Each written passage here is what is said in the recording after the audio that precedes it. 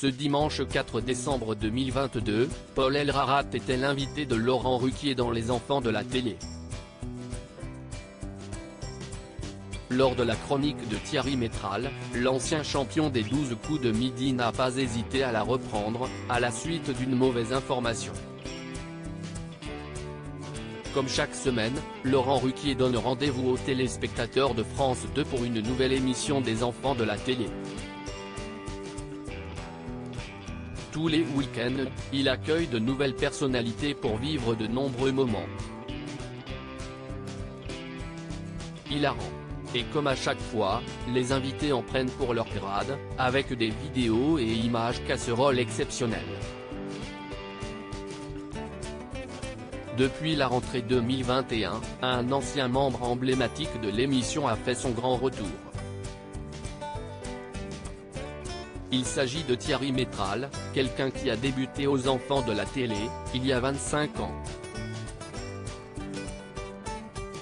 Il va revenir aujourd'hui, sur notre plateau, 25 ans plus tard. Certains ne se souviennent pas toujours de son nom, avait annoncé Laurent Ruquier. Pour le grand bonheur des téléspectateurs, Thierry Métral est présent chaque semaine pour décortiquer l'information, sous un angle humoristique.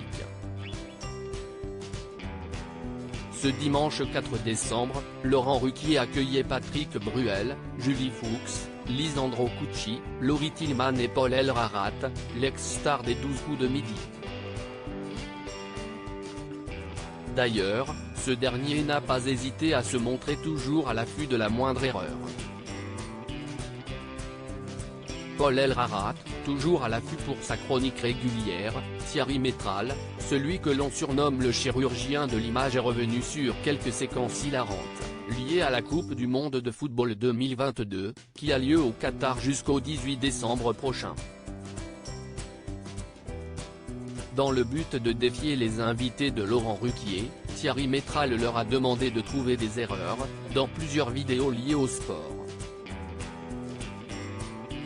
Mais quelques minutes seulement après avoir pris le temps de décrypter des images liées au mondial, le chroniqueur a finalement lancé un sujet sur le championnat du monde d'échecs. Au moment d'évoquer le meilleur joueur de France de cette discipline, Alireza Firouzia selon Thierry Métral, et Maxime Vachier-Lagrave selon Paul Elrarat, ce dernier n'a pas hésité avant de le reprendre pendant sa chronique. Si est-il un Français ? A-t-il demandé. Le chroniqueur a finalement précisé qu'il était franco-iranien.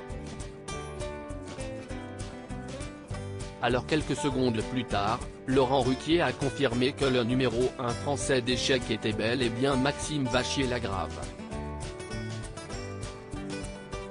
Chapeau Paul.